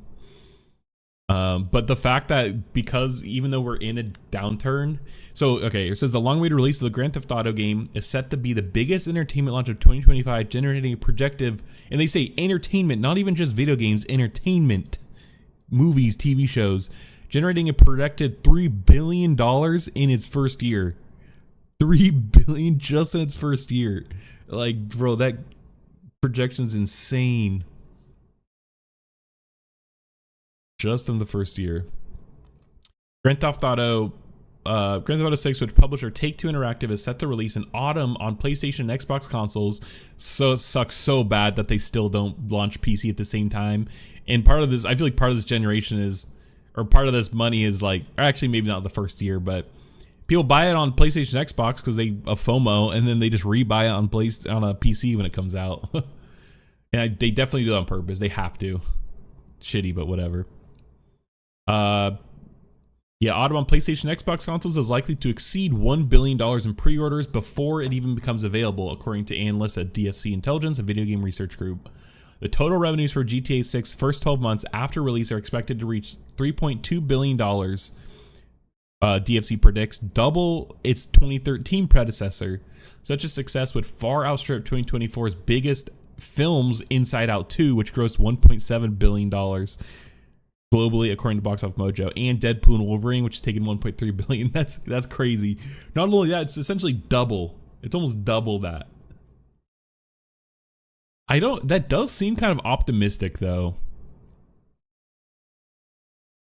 I definitely am not in. I don't really play GTA 5 like actively, but so I'm not like involved. I don't really know the nuances, but this definitely seems like high expectations. I don't know.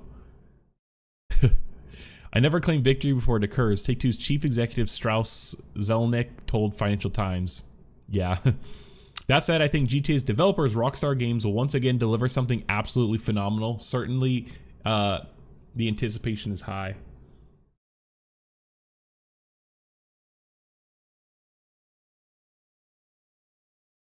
Gamers have been waiting more than a decade for the latest in the cinematic action game series, which will feature a Bonnie and Clyde style criminal couple rampaging around Vice City. GTA's first GTA 6 trailer, the first GTA 6 trailer released in December 2023, have been viewed more than 225 million times on YouTube. Okay, I mean, I don't know. Now that Take-Two, oh, here we go. Whoops, scrolled past too far. Okay, we think it's going to be one of the biggest entertainment launches in history, not just in games, but for all of media, said Yoshio Osaki, chief executive of gaming-focused IDG Consulting. The pent-up demand is greater than anything you've ever seen before. However, GTA 6 will be an outlier in games industry that is still struggling to recover from the protracted slump leading to layoffs at Sony and Microsoft's gaming units, as well as top publishers including Take-Two, Electronic Arts, and Ubisoft. More than 33,000 people have lost their jobs since 2022, according to tracking sites game industry layoffs, including almost 15,000 in 2024 alone. Yeah, but to be fair though, this isn't unique to just gaming. Like, it's definitely tech as a whole, but really just in general. You know, like especially industries that benefited from COVID, they're kind of now seeing the market's more normalizing, I feel like, than going into a downturn. They likely expected the COVID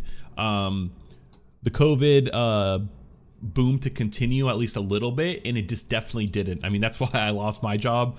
You know, I worked at a company that benefited from COVID. They were aware that the market was going to correct, but it just went down much more than they thought it was, and they didn't really carry any of the large gains from COVID into like post-COVID era. And so it's kind of interesting. So I don't know. I feel like this might be more market correction than it is like a downturn, but I also think that going into talking about the pattern of just entertainment companies in general not focusing on like extracting as much value out of existing IP that compared to taking a risk on a new IP. I do think that we're seeing like I don't know. I guess like consumers are kind of predictable, and so like maybe that. I guess I'm making an argument for their estimation not really, definitely being high expectations, but like actually being kind of accurate. And I think, you know, recycling IP is a easy way to make money, and historically it's worked, especially on like successful IPs. Like think of every Disney, how they're making a live action variant of the previously animation ones, or they're just remaking animation ones in like modern day, retelling the story, whatever. Just it's the same IP, they're just like changing, they're just like turning one knob. So I mean that's kind of a trend too in video games, you know, fall into entertainment. So I feel like it's and like we've seen this too, I think, in gaming a lot. Just making, I mean, think of Call of Duty Call of Duties, Battlefields, like games making like they're on like 5th, 6th iterations of the game. It's like, okay, guys, like come on, let's do something a little new here, take a little risk. Okay, anyways, Zelnick conceded he was a bit surprised by the reduction in demand from players that started in 2022, as post-pandemic consumers turned off their screens to return to live in-person events. Yeah, and this is part of the correction, you know. All of us in the industry had to do some restructuring. He said we got a bit ahead of ourselves in terms of growth expectations. Yep, exactly what I was just explaining. Don't even need to go in more depth. They expected some of the growth to continue after a pandemic. It didn't, and they had to correct. Now Take-Two chiefs believe growth is starting to accelerate again. Yeah, and I agree with that too, because I think now companies have shed off their like overinflated like workforce from the high demand of the pandemic, and now we're starting to get more like it's normalized a bit more, and they could actually now look for room, like actually look for growth and like how to where they fit now post pandemic after the correction and normalization. And we're kind of gonna start to see things go back up a little bit again. I think we've already actually seen it,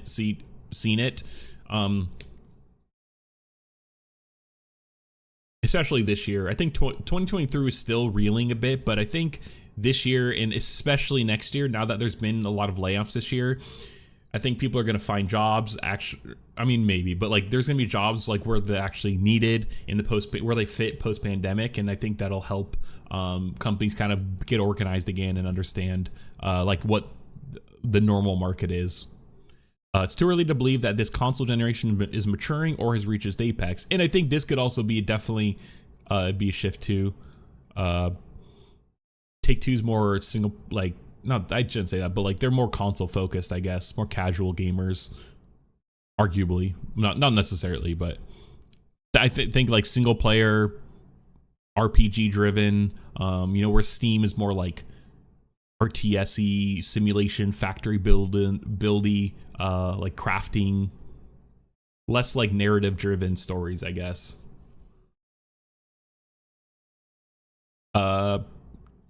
You're seeing consumer demand wait. It's way too early to believe that this console generation is maturing or has reached its apex, Zelnick said. You're seeing more consumer demand broadly, and the games industry, frankly led by us, has an amazing release schedule coming into 2025 and beyond. A hit coming from one of the company tend to benefit the entire hit industry. I don't know about this one. Maybe. This is like trickle-down economics. It's like, you see, when someone buys our expensive game, then it's more likely that someone will go and purchase your like lower tier game. Not everyone is so optimistic. Ampere Analysis, a consultancy, forecasts that consumer spending on games, content, and services will increase just 2.2% in 2025 to $195 billion.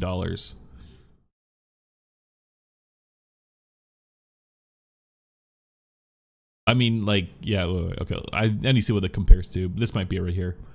That year-on-year growth rate is slightly higher than Ampere's estimate of 1.4% in 2024, and better than 4.8% drop between 2021 pandemic and 2022's lockdown easing.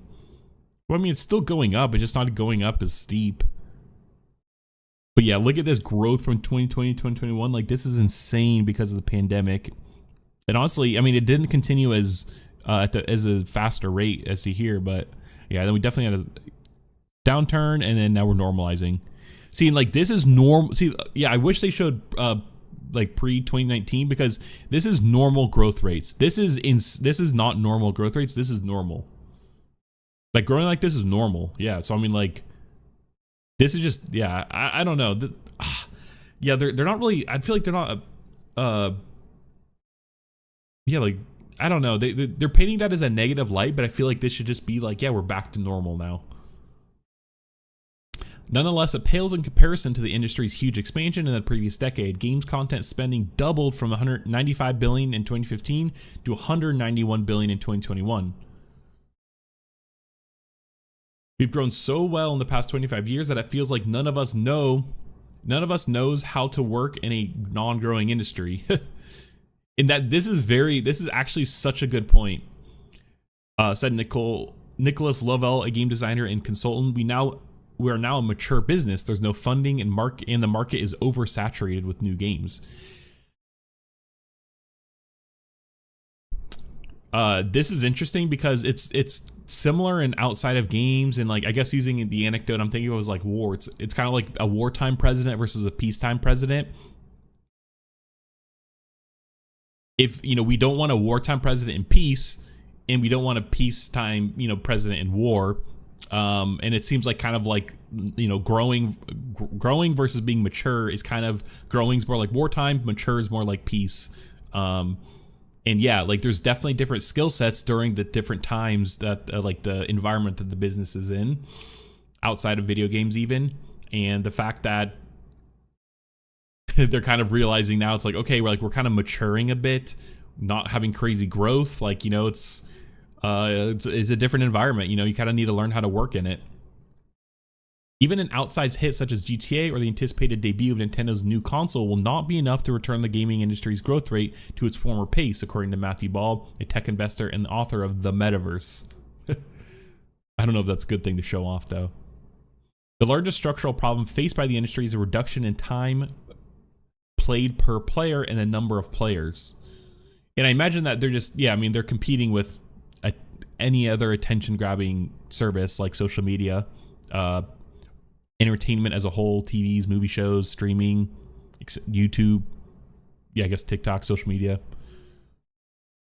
Ball said that is especially true in the US, where video game apps like TikTok have been attracting smartphone users away from games, he said. At the same time, he added, the global market for mobile games is no longer growing, mobile gamers. The slowdown in the smartphone market has deprived the industry of one of the several huge growth drivers over the past decade, alongside the rise of social games such as Roblox and Among Us, and new business models such as Fortnite's Battle Pass subscription that unlocks more virtual goods as players progress. 3 years after the pandemic, the biggest games are as big as they were. There are no bigger games than, and most of the others have shrunk. Jesus. So yeah, essentially we peaked during COVID and nothing has surpassed that yet. Nearly all of the major studios are contending with the fact that they believe there would be many millions of players more than the audiences would be trying new games. And that audience would be trying new games. Yeah, okay. Yeah, just horrible polling and forecasting. While most popular games and franchises such as Fortnite, Football Simulator, Esports FC, and Microsoft's Call of Duty continue to be extremely lucrative for their creators, they're not growing at the pace they were a few years ago. At the same time, it's getting even harder for new releases to lure players away from their tried and tested favorites, especially as new content is now regularly added to the biggest games all year round. Yeah, online service games. Yeah, this is online service games, and we actually read about Sony. Whoops. How their Concord game fell, which is like an online service game, failed. Sorry, and they were like, they literally were like, the upside is still greater than the risk. Like, yes, we took the risk and we failed, but the upside is still so good that like the risk was worth it, and we're gonna continue taking risks until we get a game like that. And this is about Grand Theft Auto. Grand Theft Auto is here we go, perfect example. It's like an online service game. It just brings in insane amounts of money, and they just keep updating it. Like, there's no reason to make new games when like people play the old one. At the same time, it's getting even harder for new releases to lure players away from their tried and tested favorites, especially as new content, we've added to biggest games all year round. Publishers are banking on the fact that these games become more evergreen. It's better to bet bigger on tried and tested intellectual property and have more longevity with live services and content updates. One of the enduring hits of GTA 5, which has sold more than 205 million copies to date, with an online multiplayer version that continues to attract millions of players each month. That gives Take-Two a strong base on which to launch the new game. Very true. The launch of GTA Online was pretty bumpy, Zelnick recalled, initially crashing under high player demand. So, in like the social club or whatever they have is horrible. In the long load times, like the experience is so bad, but people still play it. like the user experience, I guess, in term like not the actual playing the game, but like I guess everything but the game, playing the game. One of the things Rockstar has done in the last 8 years is vastly improve the technical underpinnings of everything we do, he said. We don't tend to have those kinds of challenges anymore. Unlike annual franchises such as Call of Duty or Esports FC, the long gap between GTA 5 releases makes them an extraordinary event for gamers. Nobody has managed to do what GTA does as well as GTA does. Yeah. I mean, yeah, it's just, I don't know. They make unique games. People think they're fun. But that comes at a huge cost. So the estimates for its development cost running from the high hundreds of millions to as much as $2 billion, including post-launch content updates. It might be the last hurrah of that way of doing business, Lovell said. Very few people will be able to make that kind of bet on that kind of property. Yeah. I think, yeah, long development times like this are definitely that's part of the change in culture, I feel like, and a challenge, you know, because it's a huge risk to like make a game, you know, commit to making a game that's going to take 5 years to make and it potentially failing. Like, bro, that's insane. The risk is insane there. But, you know, realistically, you just want to have multiple games going in tandem that will release, you know, every few years. So like maybe every year or every other year. So you always constantly have a flow coming in. And also it, you know, it's great for risk aversion. It makes you more risk averse because if one game fails, you only have, you know, you only need runway for a year or two. I mean, assuming that you have no other runway, but you just need a year or two more and you got your new game coming out that will hopefully do good, you know, so.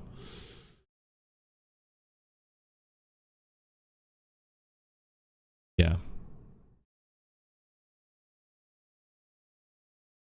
Bro, this guy, oh my, I was going in here because I knew someone would say some dumb shit like this. These kind of games push people to criminality. We hope that would be banned. All these Western judo. Oh my god, bro, this person's insane. I wish I could respond. You must be funny. Okay, wait. Let's read it, okay. All these Western Judeo-Christian countries that make a big deal about Christianity has nothing to say. We may expect Vatican to talk about these. The only thing they do is discriminate other religions according to their trivial standards. What the fuck? But never make a comment on premarital sex killing and fighting, stealing, and gambling that so-called game called Grand Theft Auto promotes. No wonder war is fought by West but blamed on others. Oh my gosh. The GTA games promote how to shoot, how to steal from others. The only solution is to ban at a national level. Such a shallow, short-sighted way of promoting Western values. So does a lot atonement work for people who promote these criminal behaviors younger? What the fuck? Bro, that's crazy.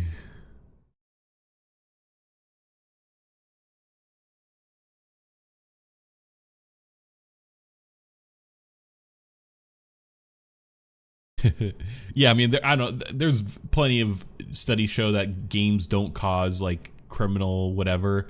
Obviously there's outliers, but you know, the vast majority don't. I mean, I grew up playing Call of Duty's, Battlefields, Grand Theft Autos.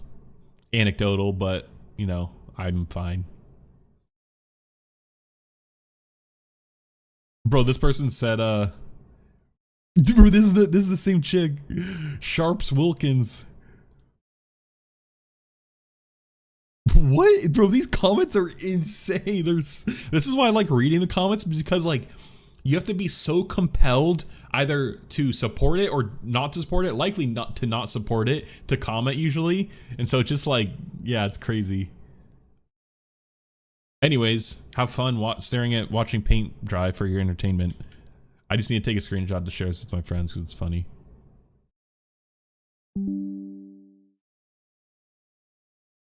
But that's honestly really all I've played today.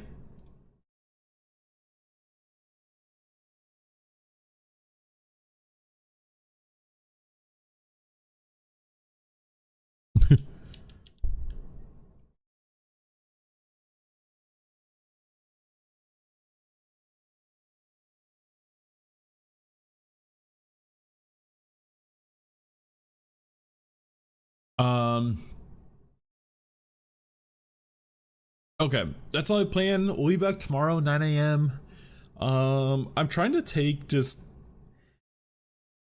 I'm trying to just take more stories from the morning and doing like less prep the day before, because I want it to be more like daily news, I guess, but also I only stream for 2 hours, and I take way longer than 2 hours sometimes to prep for the stream, in terms of just even finding topics. So yeah, just want to get more like daily news. Yeah, appreciate it, Chris. Thanks for tuning in.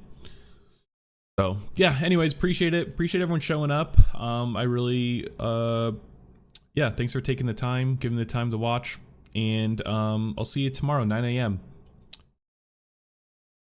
Peace.